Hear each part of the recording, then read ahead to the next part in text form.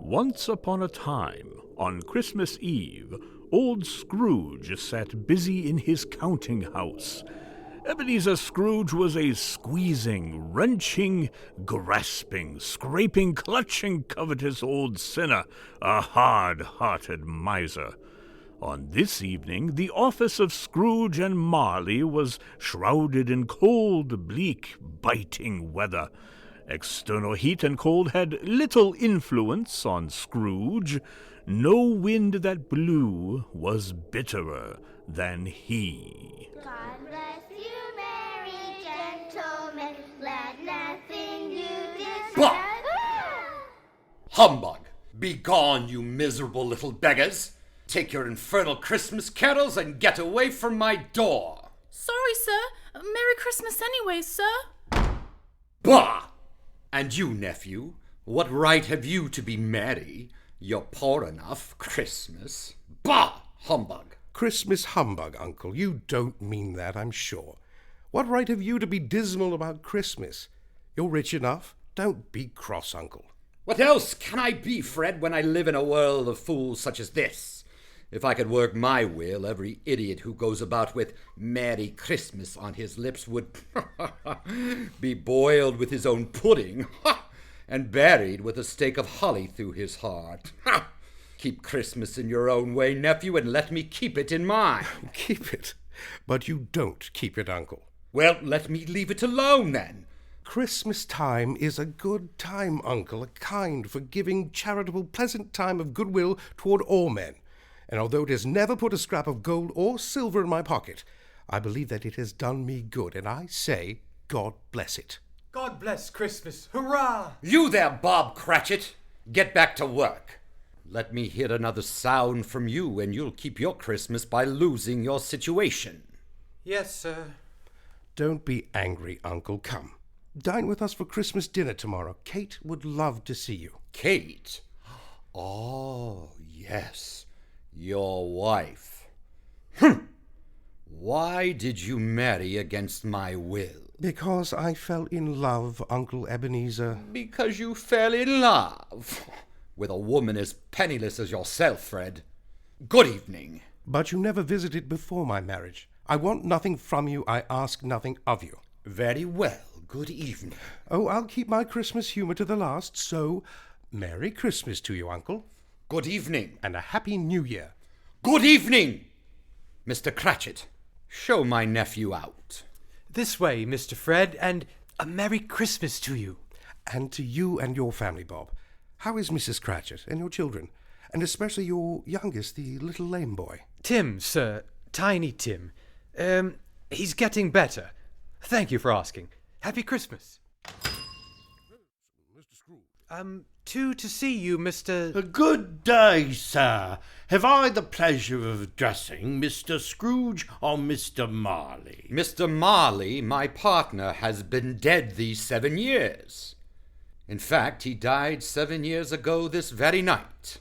I'm Ebenezer Scrooge. Oh, well, at this festive season, Mr. Scrooge, we seek charity for the poor and destitute. You see, many thousands are in want of common necessities.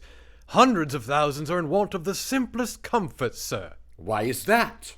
Are there no prisons? Plenty of prisons. And the union workhouses and the treadmill, are they still in operation? They are. I wish I could say they were not. Oh, I was afraid that something had stopped them in their useful course. Well, they scarcely furnish Christian cheer, Mr. Scrooge. A few of us seek to buy the poor some meat and drink, and means of warmth. We do so now because it is a time when want is keenly felt amidst the holiday abundance. What shall I put you down for? Nothing. Ah, you wish to be anonymous. I wish to be left alone. I don't make merry myself at Christmas, and I can't afford to make idle people merry. As a businessman and taxpayer, I support the prisons and workhouses. Let those who are badly off go there. Oh, but many can't go there. Yes, many would rather die. If they would rather die, then let them do so, and decrease the surplus population. I see. So the firm of Scrooge and Marley decline. It's enough for a man to understand his own business and not to interfere with other people's. Mine occupies me constantly. Good evening. Very well, sir. You've made your views quite clear. Good evening to you.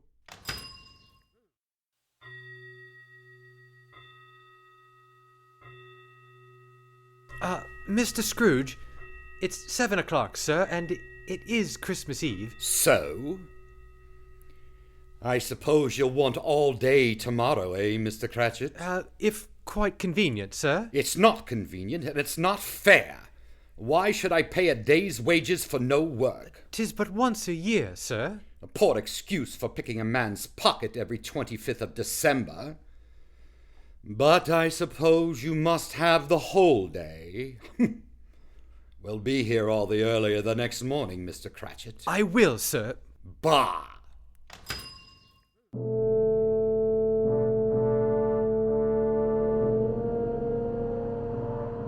Scrooge took his melancholy dinner in his usual melancholy tavern and walked home through the rolling fog and bitter cold. He silently passed the urchins crowded round fires in the street, trying to keep warm. The icy Scrooge trudged along through the dark streets, but just as he reached the door of his dismal house, he thought he heard something calling. Ebenezer Scrooge! Ebenezer Scrooge! It was the voice of his long-dead partner, Jacob Marley, whose ghostly face appeared on the door knocker. Scrooge hurried inside, closed the door, and locked himself in. He double-locked himself in. He checked the sitting room, bedroom, lumber room, all as they should be. Nobody under the table, nobody under the sofa, nobody under the bed, nobody in the closet. Secured against surprise, Scrooge put on his dressing gown and nightcap and sat down before the fire to take his gruel, when suddenly...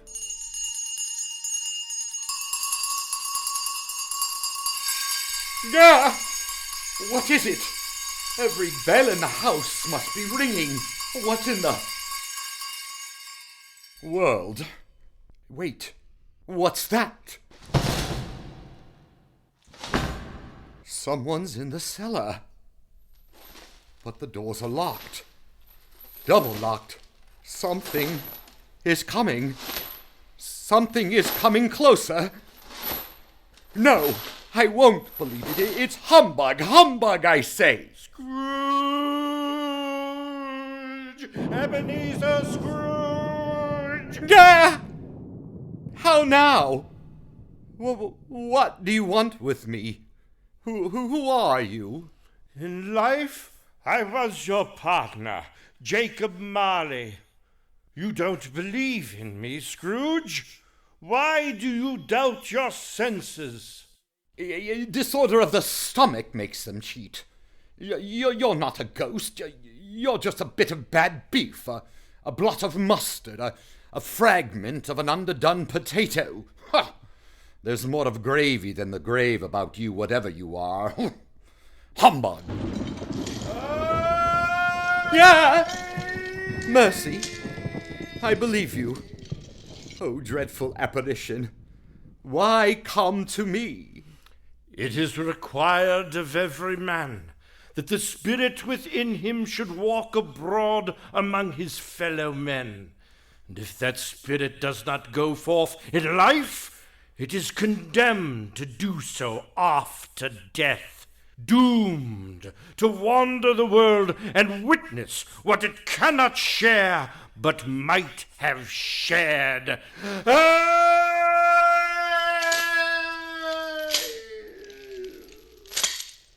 You are chained, Jacob. Tell me why. I wear the chain I forged in life, link by link, yard by yard.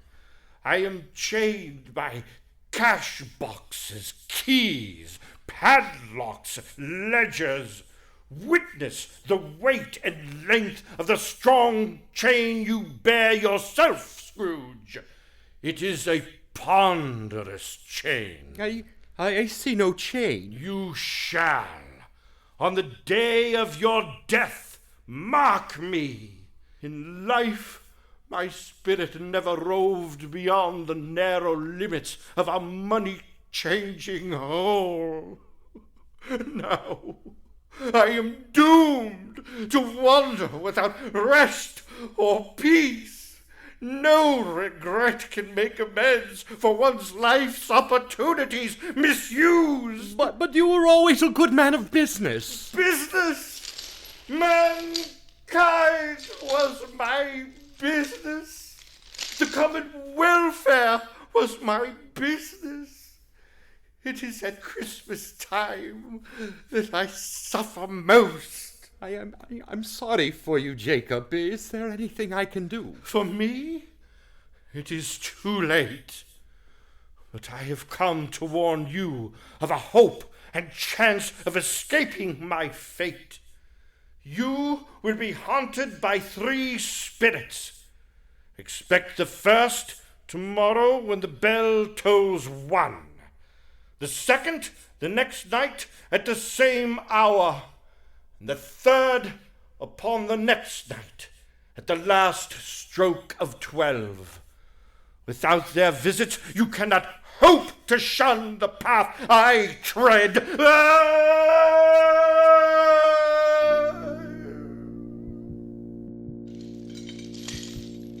Ebenezer, look out this window. That poor woman and her infant huddled on the doorstep below. Look, that you may see for your own sake.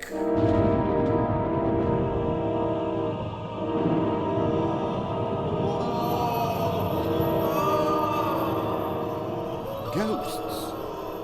Hundreds. Chained. Just like yourself. They surround the woman, but they're not haunting her. They're pleading. Doesn't she see them? Why do these ghosts lament, Jacob? Why do they wail? They seek to aid her. They seek to do good in human matters, but have lost their power forever. They wail in unceasing torture and remorse. Beware this cruel fate, Ebenezer. Beware! Beware! Beware!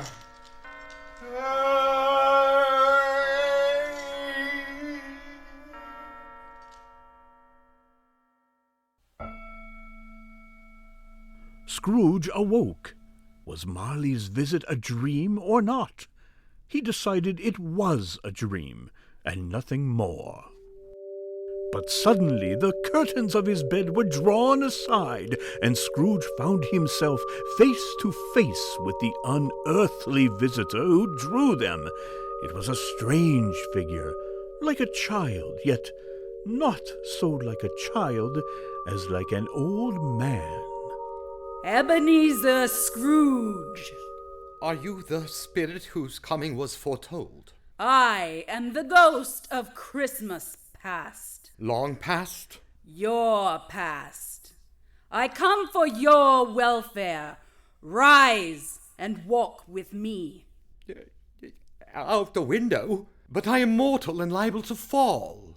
Bear but a touch of my hand, and you shall be upheld in more than this.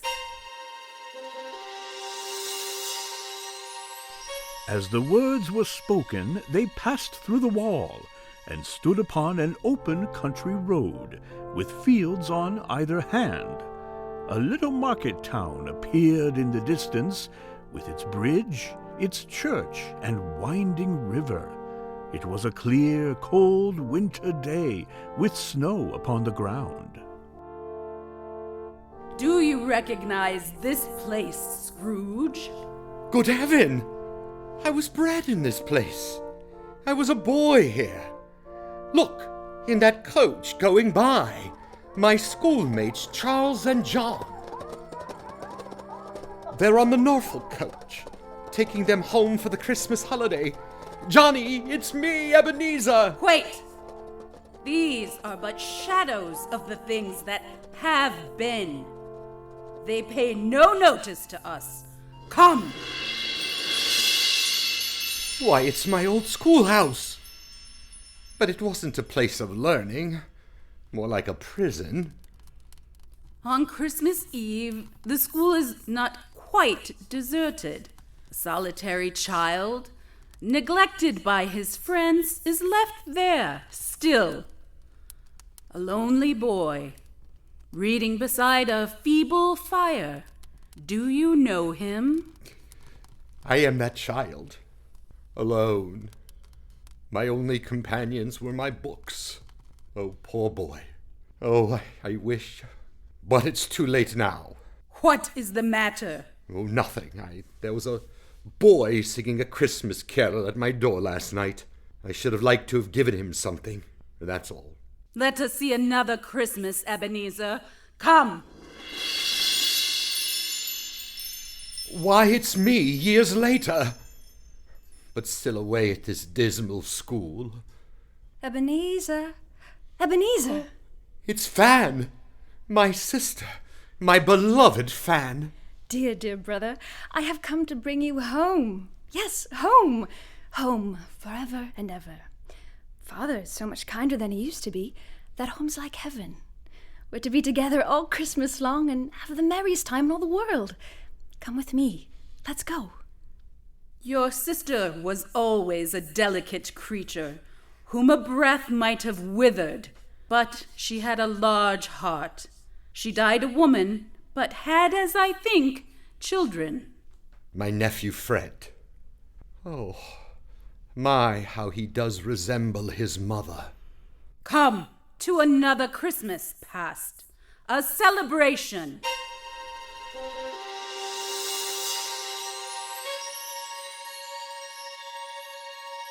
Fezziwig's warehouse! I apprenticed here. Why, it's old Fezziwig, bless his heart. It's Fezziwig, alive again, at one of his Christmas parties. Yo-ho there, Ebenezer! Dick, no work tonight! Christmas Eve! Join in the fun! Merry Christmas, everyone! Come and dance! Do you recognize yourself, Scrooge? A young man with a twinkle in his eye and a future before him. He looks so happy. Oh, it was a marvelous party. Look at old Fezziwig, how he dances. It's glorious. Ho, ho, what a jolly time we used to have. 'Twas a small matter for old Fezziwig to make those silly folks so full of joy. Small matter? Small indeed. He spent only a few pounds of your mortal money, and look, is it so much that he deserves praise? Bah! It's not that. It's not that, Spirit. Fezziwig has the power to render us happy or unhappy, to make our service a pleasure or toil. The happiness he gives is quite as great as if it cost a fortune. What? Is something bothering you, Scrooge? No, I should like to have a word or two with my clerk, Bob Cratchit, just now. Scrooge, my time grows short. Quick, several years later.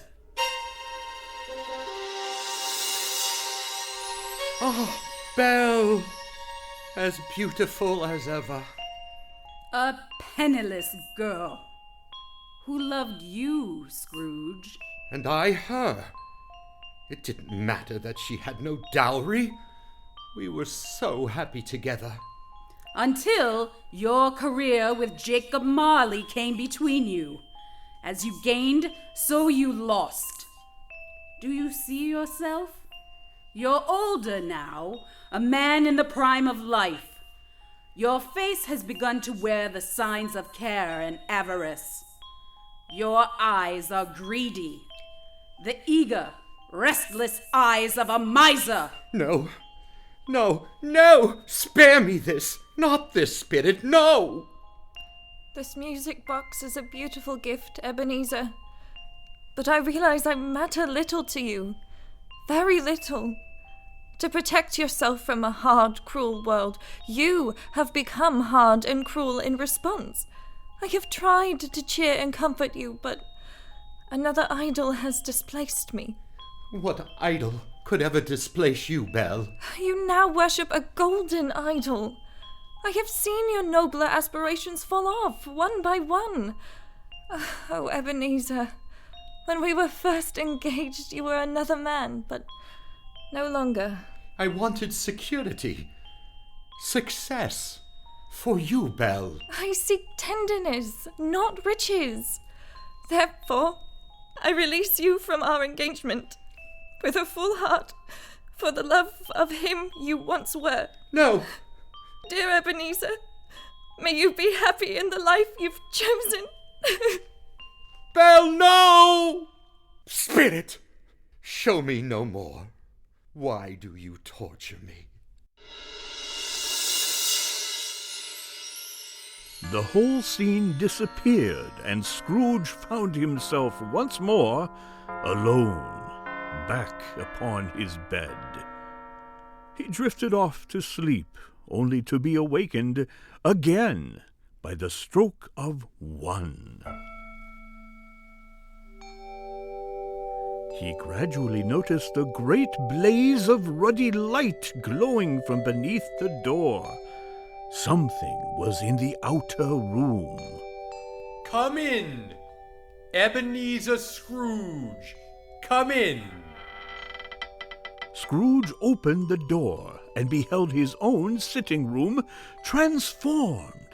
The walls and ceiling were so hung with evergreen that it looked a perfect grove. Around the blazing fire lay a feast of meats and fruits and seething bowls of punch, and there sat a jolly giant, glorious to see. He bore a glowing torch, shaped like Plenty's horn, and held it up, high up, to shed its light on Scrooge as he came peeping round the door. Ha ha! Come in! I am the ghost of Christmas present. Spirit, take me where you wish. Last night I went against my will and learned a lesson which is working now. Tonight, if you have anything to teach me, let me profit by it. Ha ha ha! Very well. Touch my robe. And instantly they were transported to the streets of London on a bright Christmas day.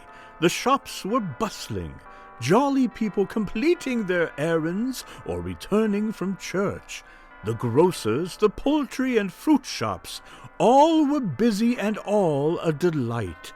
Presently Scrooge and the Spirit came to Camden Town, to a humble house on a humble street. This is the home of my clerk, Bob Cratchit, his wife, and 6 children. Why are we here, Spirit? Where's your father, then, and Tiny Tim? Oh, but here's Martha, Mother. Hurrah! Sorry I'm late, Mother, but the factory had us come in today to clean up from last night. Well, bless your heart, my dear. Sit down by the fire and have a warm. No, Father's coming. Hide, Martha, hide. Father, Father! Ah, Peter, Belinda, Mary, Paul. Why, where's our Martha? Not coming. Not coming? Not coming on Christmas Day? Here I am, Father.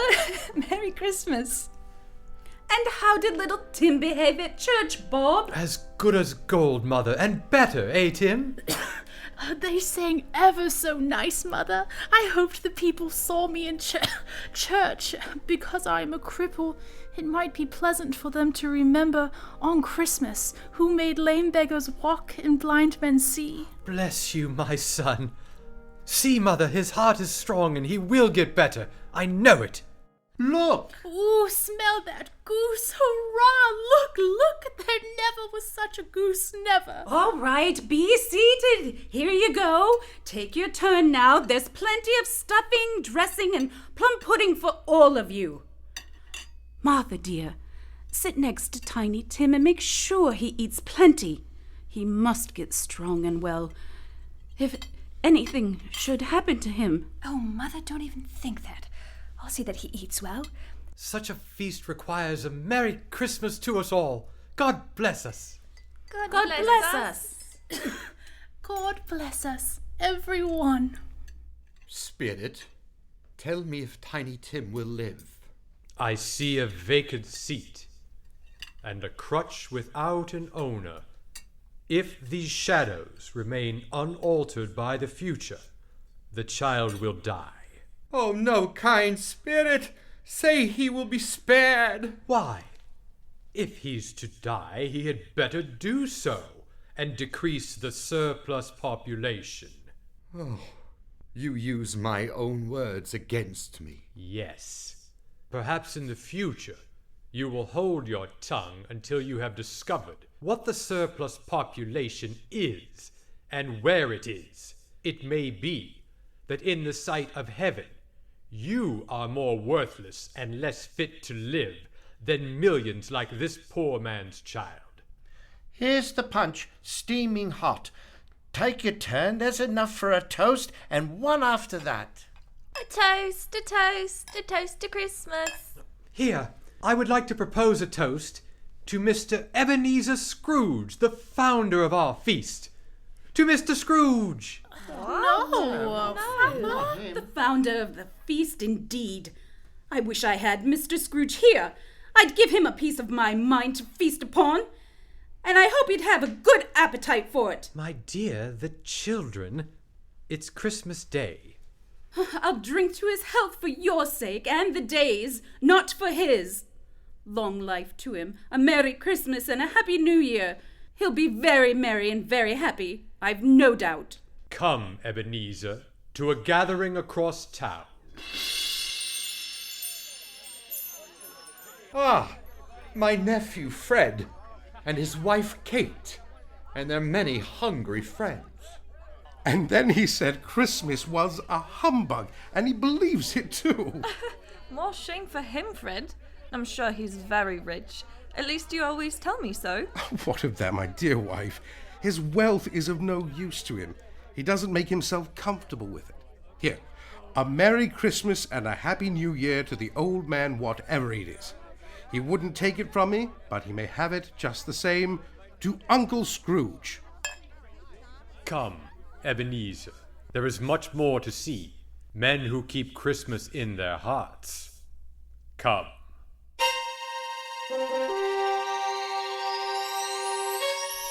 Much they saw, and far they went, and many homes they visited, but always with a happy end.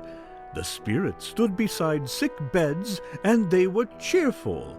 On foreign lands, and they were close at home.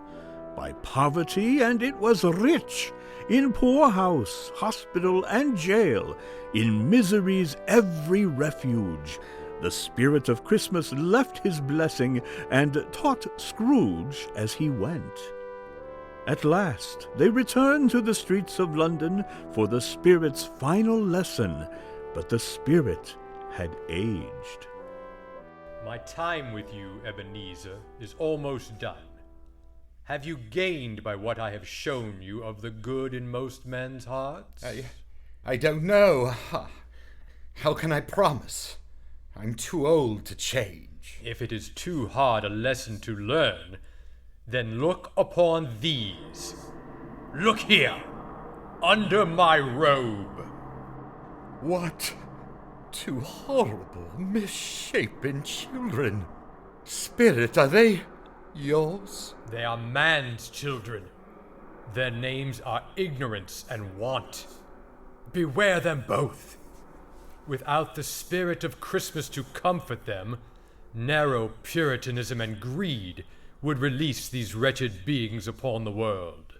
Have they no refuge or resource? Are there no workhouses? Are there no prisons? Are there no workhouses? Are there no prisons? Are there no workhouses? Are there no prisons? Are there no workhouses? And with that, the ghost of Christmas present dissolved into the mist, and Scrooge stood alone upon the street. As the last stroke of midnight rang, Scrooge remembered the prediction of old Jacob Marley, and lifting his eyes, he beheld the third spirit, a solemn phantom, draped and hooded, coming like a mist along the ground towards him. Are you the ghost of Christmas yet to come? You are about to show me shadows of things that have not yet happened but will happen? Spirit, will you not speak to me? Ghost of the future, I fear you more than any spectre I've seen. Yet as I know your purpose is to do me good, and as I hope to live to be another man from what I was, lead on. Lead on.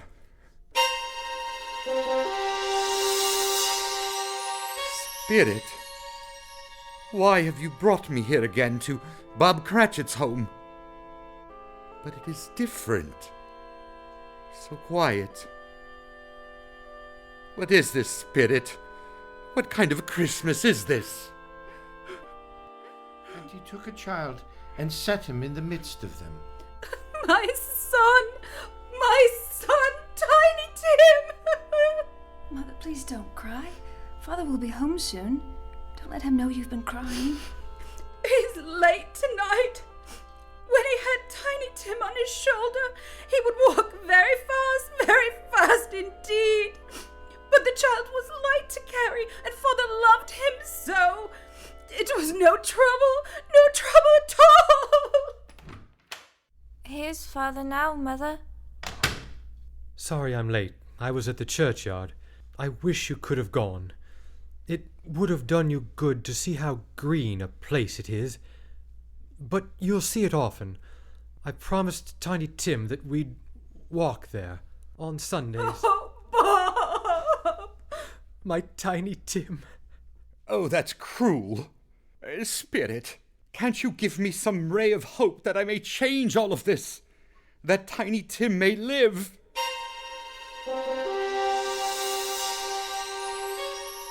Spirit, where are we now?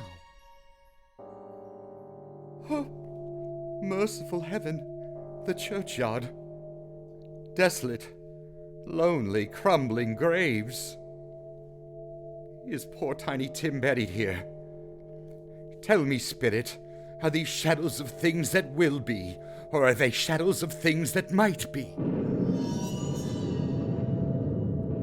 Spirit, that gravestone to which you point, what is on it? Wait, Ebenezer Scrooge. Ebenezer Scrooge. No! No! No, Spirit! Why show me this if I am past all hope? Am I to become like Jacob Marley, like all the other wretched ghosts, chained, wandering the earth, forever? No! No! Spirit! I am not the man that I was. Tell me that I may change these dreadful shadows. I'll have a Christmas in my heart. I'll live in the past, the present, and the future, and not shut out any lessons they teach. I pray, please, Spirit, that I may sponge away the writing on this stone. I'll change. I pray, I'll beg you, I'll change, please, please, I'll change. Home, in my own bed. Oh, Jacob Marley, heaven and the Christmas spirits be praised. I don't know how long I've been among the spirits. I don't know anything. Oh, I'm quite a baby. I'm as merry as a schoolboy. I'm as giddy as a drunken man. Oh, glorious light. Fresh air. Oh, the window. Why,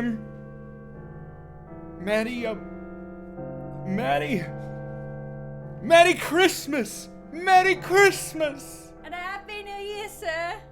Boy, what's today? What day is it, my fine fellow?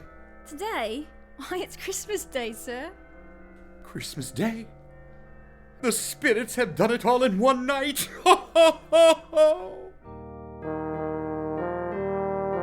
And so they had done it all in one night. Scrooge sent the boy to the poultry shop to buy their prize turkey and have it delivered to the Cratchit family as an anonymous gift. Then the new Ebenezer Scrooge dressed himself in all his best and got out into the streets of London. By this time, people were pouring forth, and Scrooge regarded all with a delighted smile and hearty holiday greeting. Merry Christmas! Merry Christmas! By chance, Ebenezer came upon the charity seekers he had dismissed yesterday, but today he apologized and made a large donation to their worthy cause, with many back payments included. He continued on to the door of his nephew Fred, who was in the midst of his Christmas dinner with his wife and friends. Uncle Ebenezer, why, I can't believe you're already here at my home on Christmas. I come to beg your pardon, Fred, for the things I said about Christmas. Do come in. May I present my wife, Kate? Uncle Ebenezer, I never expected this of you. Oh, Kate, can you forgive an old fool? God forgive me for the time I've wasted.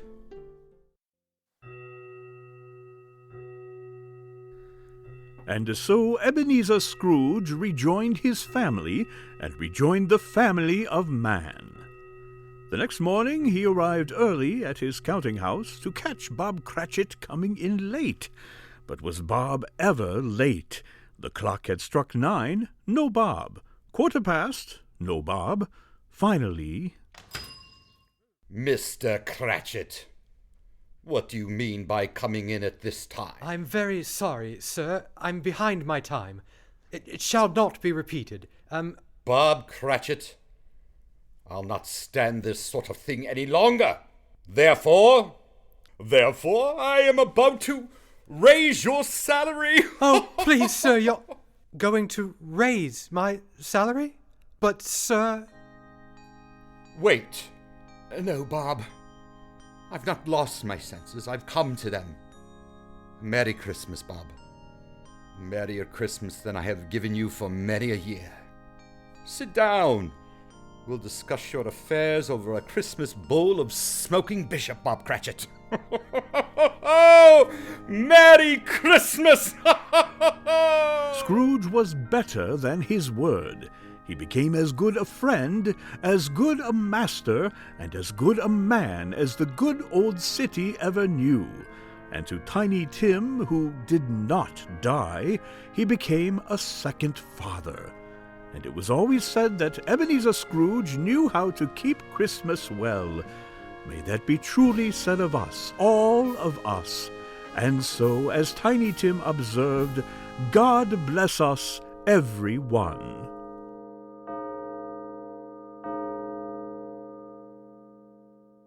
This story was adapted and scored by Anthony E. Palermo.